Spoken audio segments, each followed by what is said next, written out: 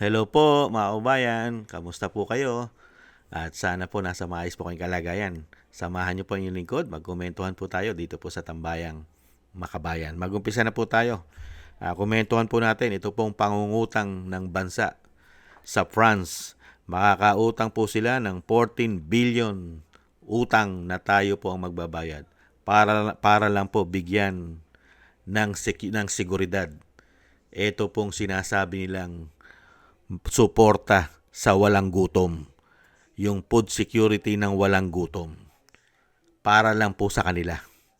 Samantalang sa mga taxpayer at middle class, wala silang programa na tayo man lang ay mabigyan ng kaginhawahan. Puro po doon sa sinasabing walang gutom program. Limitado lang ang mabibigyan.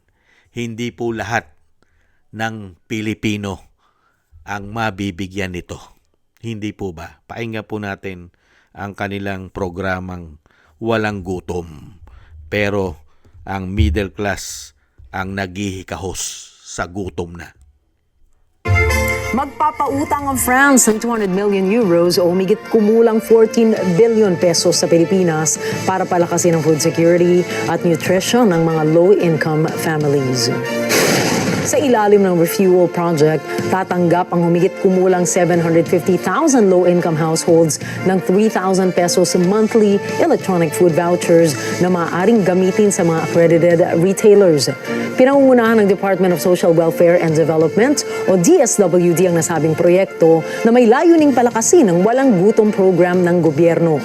Ayon sa Department of Finance, magagamit din ang karagdagang pondo para sa pagpapalawak ng programa habang sinisikap nitong tugunan ang kakulangan sa pagkain at malnutrisyon sa mga mahihirap na pamilya.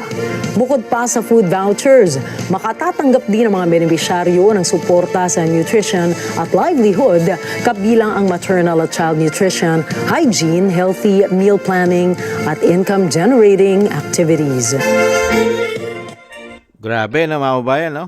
Ang mga programa nila. Ang programa nila, patsi-patsi. At alam naman po natin na isang damukal po ang korupsyon na naman dyan sa 14 billion na yan, di umano. Hindi po ba? Nakita nyo po programa nila? Mga walang gutom. Ilan lang po ang programa nila. Programa nila. Mga kabayan, wala pang 1,000,000 pamilya. Paano naman po ang mahigit 100,000,000 na mga Pilipino? Ang programa mo, kakaparanggot, mga kababayan. Ibang klaseng programa yan. Yan po ba ang programa para po sa pangkalahatang Pilipino? Sa mga sinasabing low income, mga kababayan, low income, at syempre makikinabang dyan, lalong-lalo na yung mga nasa 4-piece. Pero po yung nasa middle class, mga kababayan, ano pakinabang ng middle class, ng mga taxpayer sa programang ito?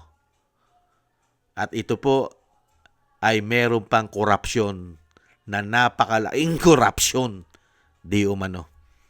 14 billion, mawawala pong parang bulayan di umano. Ibang klase.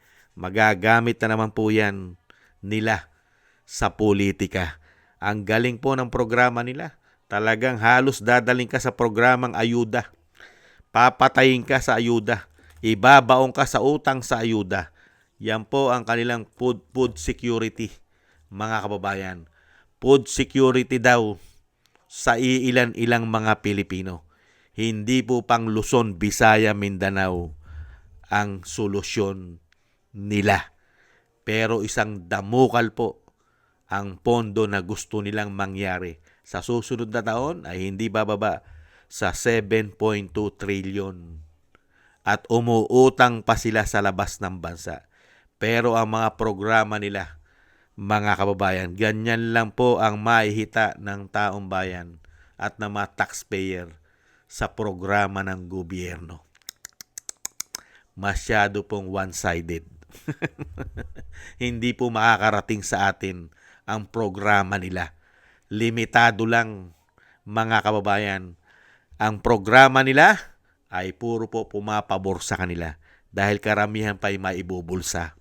Hindi kaya, yan po mga kababayan, kawawang Pilipinas, kawawang mga Pilipino, lalong-lalo po ang taxpayer. Meron na naman po tayong babayaran. Dagdag utang, dagdag bayarin. 14 billion mga kababayan.